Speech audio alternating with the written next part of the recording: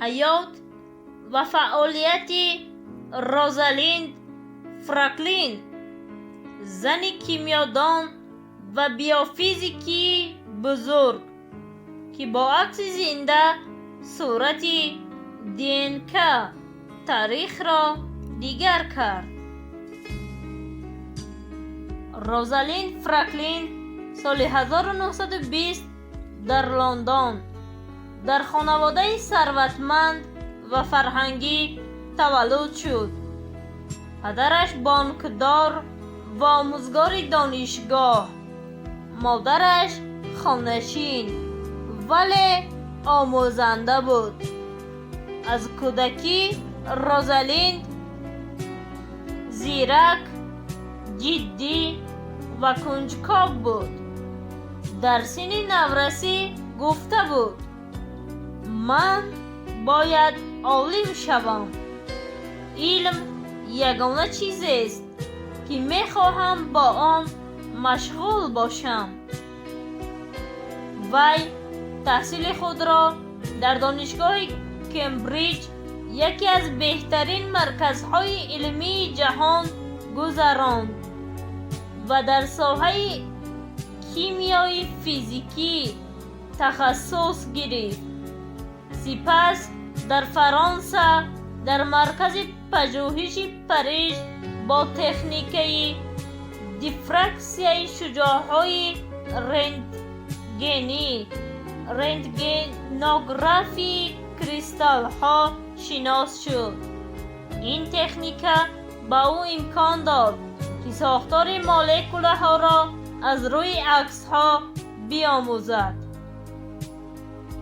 سال 1951 فرانکلین با کالج کینگز در لندن پیوست.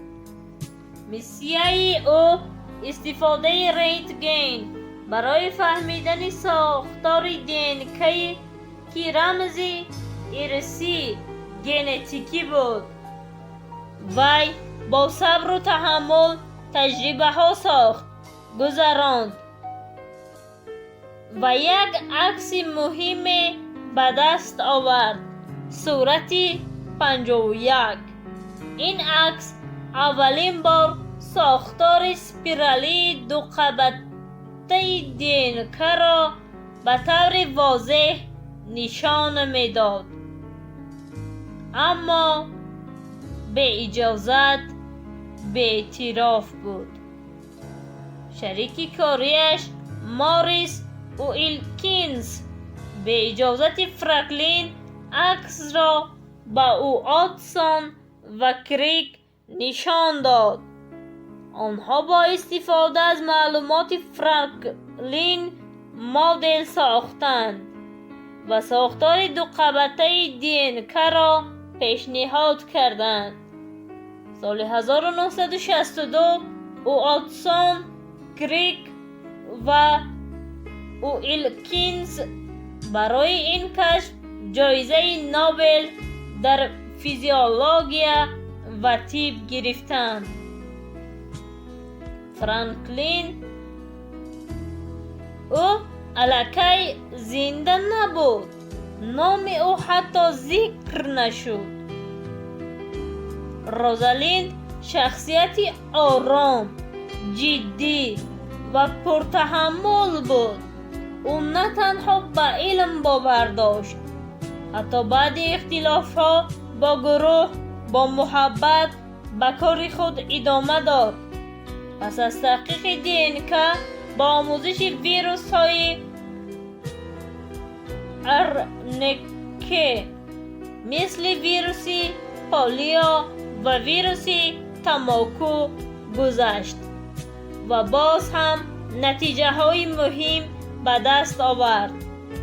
سال 1958 روزالین فرانکلین در سن همگی 37 سالگی بر اثر سرطان تخمدان درگذشت.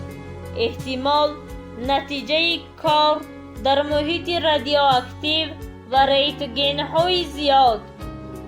مرگ او جهان علم را در شاک گذاشت. یک زن جوان عالم توانا که باید نوبل میگرفت دیگر نبود. امروز با گذشت 10 ساله ها نام روزالین فرانکلین با احترام و اعتراف شایسته یاد می شود.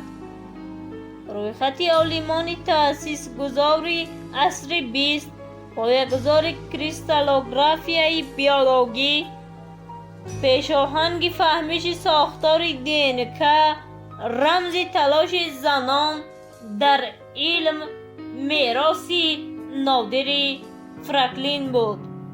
در بریتانیا و ایمئه مرکزهای علمی کلان با نام او فعالند و تصویر او در پل ملی نو جای گرفته است. من نمیخواهم قدردانی، من فهمیش میخواهم، گفته بود روزالین. امروز جهان علم فهمید که دینکه را نه تنها واتسون و کریک بلکه روزالین فرانکلین نیز کشف کرده بود.